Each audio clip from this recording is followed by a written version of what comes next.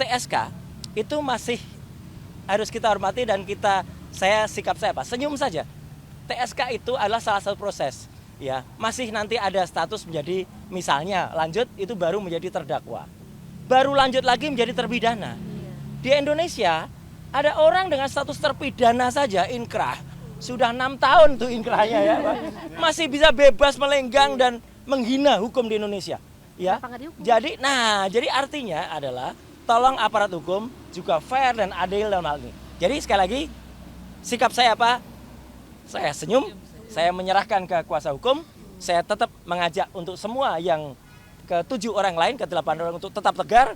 Ini adalah perjuangan kita bersama rakyat Indonesia selaku masyarakat yang bebas untuk melakukan penelitian atas dokumen publik, tidak untuk dikriminalisasi, dan support atas kasus yang dilaporkan oleh Dr. Bonatua dengan Pak Michael Sinaga dengan kuasa hukum yaitu Pak Abdul Ghafur. Ya, jadi inti saya hadir di sini adalah itu. Kenapa saya menemui teman-teman di luar? Ya, untuk sebaiknya supaya tidak mengganggu. Jadi tadi laporan atau informasi yang sudah disampaikan oleh Dr. Bonatua, juga ada Pak Janes, ada juga Mas Mike, dan tentu kisi-kisi hukumnya oleh Pak Abdul Ghafur adalah sesuai dengan itu dan itu adalah hal yang sangat bagus untuk diinformasikan. Tugas saya nantinya adalah saya karena selaku ahli yang ditunjuk untuk juga dalam kasus ijazah yang kemudian digugat ke beberapa pihak ya oleh Pak Dr. Bonatua selaku prinsipal ya, Komisi Informasi dan pihak-pihak yang lain, yaitu saya akan memberikan analisis nantinya tentang apa yang terjadi dan utamanya adalah dengan Undang-Undang Keterbukaan Informasi Publik nomor 14 tahun 2008 dan Undang-Undang Kearsipan ya nomor 27. Jadi artinya apa? Saya memang kebetulan dulu selaku salah satu tim yang menyusun Undang-Undang Keterbukaan Informasi Publik dulu dan saya juga sempat mengajar tentang kearsipan di Universitas Gadjah Mada. Jadi saya menyatakan bersedia untuk mensupport kasus ini dan itu yang guna saya untuk hadir di sini di tengah-tengah waktu yang sangat singkat ini karena sebentar lagi kita tentu akan sebagian dari kita akan menjalankan ibadah Jumat ya gitu. Itu saya kira. Pak, terkait penetapan tersangka. Nah, jadi itu yang penting dulu jangan dihilangkan ya statement yang pertama tadi ya. Karena itu penting ya Pak Bonatua. Ntar Pak Bonatua aja beritanya hilang ya. Nah, oke. Ya. Jadi saya Roy Suryo selaku pemerhati telematika yang memiliki hak hukum dan juga memiliki hak untuk melakukan penelitian atas keterbukaan informasi publik juga. Jadi Undang-Undang Nomor 14 Tahun 2008, penjabaran dari Undang-Undang Dasar 45 Pasal 28F dan juga hak yang diatur oleh Declaration of Human Rights ya. Jadi saya bebas untuk atau kita sebagai warga negara bebas untuk melakukan apapun keterbukaan informasi dan penelitian apalagi untuk dokumen publik. Yang saya teliti adalah dokumen publik.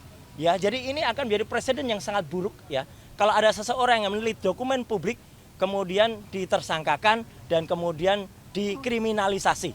Itu yang sangat buruk. Dan yang kedua adalah kami tetap menghormati semua ini. Dan salah satu kuasa hukum saya adalah juga Pak Abdul Ghafur.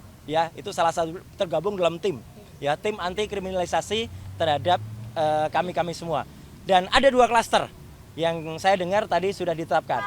Klaster yang pertama terdiri dari 5 orang, klaster yang kedua terdiri dari 3 orang dan saya perlu mengaturkan selamat juga untuk rekan saya Pak Michael yang terbebas dari klaster itu ya gitu. Ya, jadi artinya apa? Saya tetap menghormati penetapan tersebut. Tapi sebaiknya semua masyarakat juga menunggu dengan sabar prosesnya. Karena kalau saya tidak salah dengar tadi memang tidak ada perintah langsung untuk dilakukan penahanan. Ya, jadi ini clear banget ya, loud and clear. Jadi kalau tiba-tiba ada orang yang aneh-aneh atau orang yang mendesak-desak, itu tentu saja sudah merupakan hal yang justru melanggar hukum. Dan poin yang paling penting apa? Status TSK itu masih harus kita hormati dan sikap saya apa? Senyum saja. TSK itu adalah salah satu proses. Ya, masih nanti ada status menjadi misalnya lanjut itu baru menjadi terdakwa. Baru lanjut lagi menjadi terpidana. Di Indonesia ada orang dengan status terpidana saja inkrah. Sudah 6 tahun tuh inkrahnya ya Pak. Masih bisa bebas melenggang dan menghina hukum di Indonesia. ya.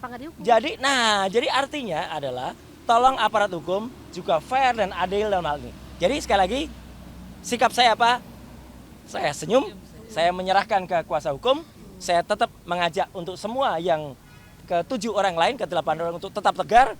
Ini adalah perjuangan kita bersama rakyat Indonesia selaku masyarakat yang bebas untuk melakukan penelitian atas dokumen publik, tidak untuk dikriminalisasi, dan tolong aparat itu juga fair dan adil.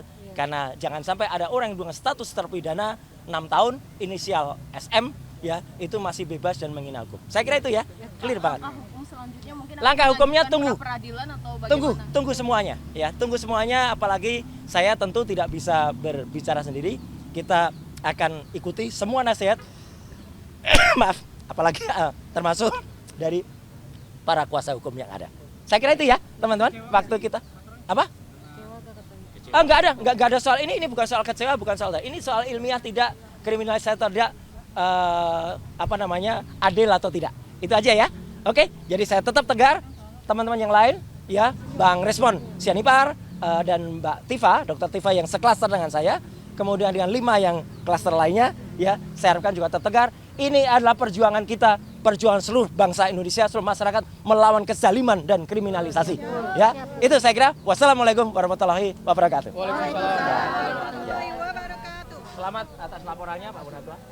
Selamat atas. Di sini bahwa Polda Metro Jaya telah menetapkan 8 orang tersangka dalam perkara pencemaran nama baik, fitnah, dan manipulasi data elektronik yang dilaporkan oleh Bapak Insinyur Haji Joko Widodo.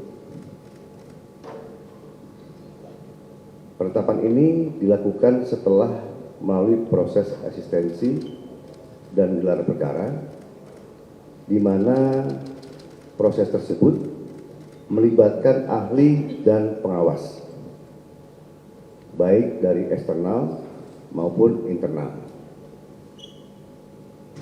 Untuk ahli yang dilibatkan adalah ahli pidana, ahli ITE, ahli sosiologi hukum, ahli komunikasi sosial, dan ahli bahasa. Itu yang kita minta keterangan sebagai saksi ahli.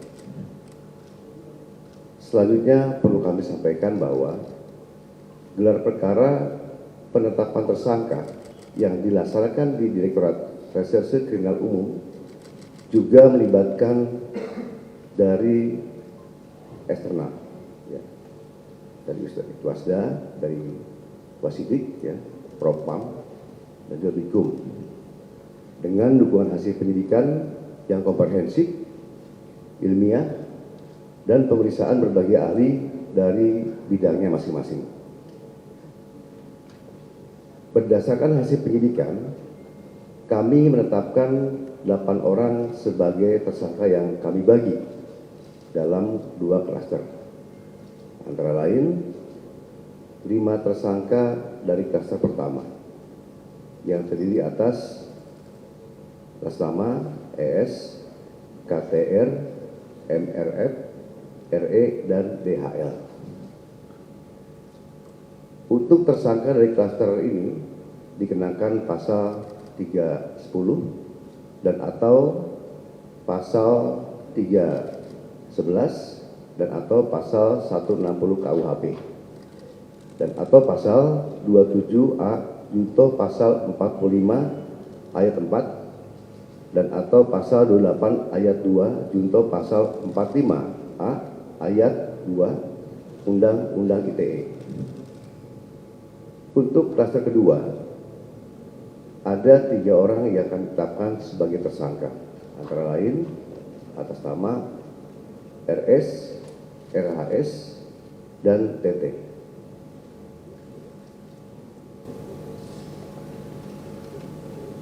Tersangka pada klaster 2 dikenakan pasal 310 dan atau pasal 311 KUHP dan atau pasal 32 ayat 1 junto pasal 48 ayat 1 dan atau pasal 35 junto pasal 51 ayat 1 dan atau pasal 27A junto pasal 45 ayat 4 dan atau pasal 28 ayat 2 junto pasal 45A ayat 2 Undang-Undang ITE. Rekan-rekan media yang saya banggakan, dalam prosesnya penyidik telah memeriksa 130 saksi dan 22 ahli dari berbagai bidang yang terdiri dari 1. Dewan Pers, 2. Keterbukaan Informasi Pusat, yang ketiga Dirjen Peraturan dan Perundang-undangan dari Kemenkumham, yang keempat Akademisi Digital Forensik, yang kelima Asosiasi Digital Forensik, yang keenam Praktisi Digital Forensik, yang ketujuh Ahli Bahasa Indonesia, yang kedelapan Ahli Sosiologi Hukum, yang kesembilan Ahli Psikologi Massa, yang ke-10 Ahli Komunikasi Sosial, yang ke-11 Ahli Anatomi dari UI, yang ke-12 Ahli Hukum ITE, yang ke-13 Ahli Hukum Pidana, yang ke-14 SDM Kesehatan Kemenkes, yang ke-15 Lab Dokumen dan Digital Forensik. Selain itu, penyidik juga telah menyita 723 item barang bukti termasuk dokumen asli dari Universitas Gadjah Mada yang menegaskan bahwa ijazah Insinyur Joko Widodo adalah asli dan sah. Hal tersebut juga diperkuat oleh hasil pemeriksaan dari Puslapor Polri dalam aspek analog dan digital. Berdasarkan temuan tersebut, penyidik menyimpulkan bahwa para tersangka telah menyebarkan tuduhan palsu dan melakukan edit serta manipulasi digital terhadap dokumen ijazah dengan metode analisis yang tidak ilmiah dan menyesatkan publik. Selanjutnya, penyidik akan berkoordinasi dengan Kejaksaan Tinggi DKI Jakarta untuk proses hukum lebih lanjut. Pada kesempatan ini, kami tegaskan bahwa penanganan perkara yang kami lakukan murni proses penegakan hukum. Kemudian seluruh tahapan juga dilakukan secara profesional, proporsional, transparan, dan akuntabel. Oleh karena itu, kami menghimbau kepada masyarakat untuk bijak dalam menggunakan media sosial, jangan mudah terprovokasi oleh informasi yang tidak benar, serta selalu melakukan cek dan klarifikasi sebelum menyebarkan sesuatu. Mari kita jaga bersama suasana yang sejuk, aman, dan tertib agar ruang publik bisa selalu nyaman dan kondusif. Demikian yang kami sampaikan. Sekian, terima kasih. Wassalamualaikum warahmatullahi wabarakatuh. Om Santi Santi Om. Namo Buddhaya, salam kebajikan. Terima kasih. Baik, mungkin silakan dari rekan-rekan media, mungkin ada yang mau ditanyakan.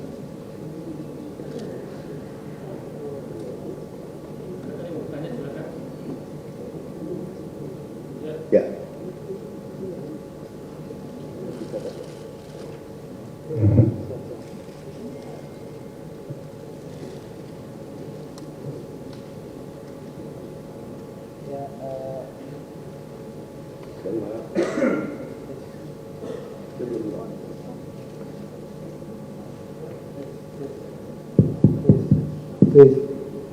Izin Pak Kapolda, Pak Kapolda, Pak Dir, Pak Kasubdit, saya Adi Anugrahari dari liputan6.com.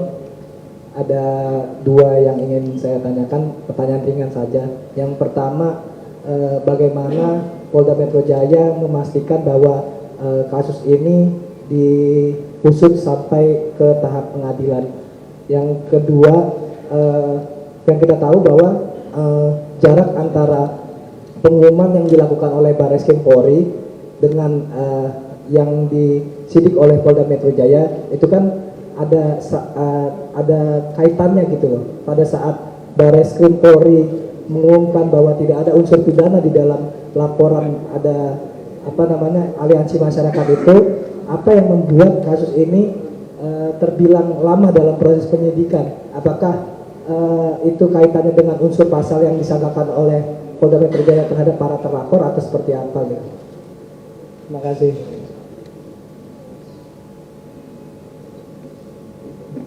Baik, terima kasih Mas Adia dari liputan6.com. Perlu kami sampaikan yang pertama itu bagaimana Polda Metro Jaya bisa mengusut ya sampai pengadilan. Yang jelas kita melakukan tahapan-tahapan. Ya, di sini tahapan untuk kepolisian adalah tahapan penyidikan. Nah, nanti kami akan koordinasi dengan pihak kejaksaan untuk masuk ke tahap ke penuntutan. Ya, dan juga nanti dari pengadilan juga tuh keputusan seperti apa nanti akan masuk ke persidangan seperti itu. Ya. Jadi masing-masing instansi kita punya kewenangan masing-masing ya. Kalau tugas kita adalah sampai ke penyidikan seperti itu, Mas ya. Dan yang kedua, kenapa untuk Baresim dengan dalam penyidikan ini dan Polda Metro agak lama? Terus terang aja banyak sekali item ya barang bukti digital forensik yang diperlukan oleh kita. Pemeriksaan itu tidak cepat, ya pasti membutuhkan waktu yang lama. Nah untuk itu, karena pemeriksaan dari hasil digital forensik dari lapor, ya laporan forensik dan digital forensik itu baru selesai dalam waktu minggu kemarin, nah, sehingga kita bisa menetapkan sesuai dari apa yang menjadi hasil pemeriksaan dari laporan forensik tersebut, menetapkan untuk proses lanjut. Demikian. Nanti silakan mungkin kalau untuk teknis lagi Pak Dirkrimkum bisa menyampaikan. Silakan Mas siapa? Mohon izin Pak dari YouTuber Nusantara, nama saya Bill. Dari YouTuber Nusantara, nama saya Bill. Mau minta klarifikasi Pak, kan kemarin kalau nggak salah yang terlapor itu ada 12 orang. Kemudian sekarang yang tersangka cuma 8 orang. Boleh dapat informasi terkait itu? Yang kedua, bagaimana Polda Metro Jaya menjamin bahwa proses pentersangkaan ini tidak akan mengalami jalan buntu alias akan sampai ke pengadilan, mengingat tidak sedikit juga kasus yang sudah tersangka tapi SP3. Saya pikir demikian. Ya mungkin silakan Pak Dirkrimkum bisa menambahkan. Terima kasih Jenderal, mohon izin Pak Bill. Kami sampaikan tadi dipertanyakan mengenai 12 yang awal dilaporkan. Dalam proses penyidikan ini tentunya kami berdasarkan pada fakta hukum yang kami peroleh di dalam proses penyidikan secara saintifik. Saat ini kami menetapkan 8 orang menjadi tersangka yang diduga melakukan satu perbuatan pidana. Namun demikian proses penyidikan ini terus berlangsung dan kami terus melakukan pendalaman. Kemudian berkaitan dengan bagaimana selanjutnya proses penyidikan ini berjalan, tentunya kami juga sebagai sebuah kesatuan bersama-sama dengan Jaksa Penuntut Umum dalam criminal justice system, kami terus melakukan koordinasi berkaitan dengan perkembangan penanganan perkara ini, ya tentunya dalam hal penuntut. Jadi member eksklusif di channel YouTube Official ID. Tantang lagi para nama sumpah di atas Al-Quran. Dia pengen masuk TV. Konten-konten premium yang tidak tayang di TV.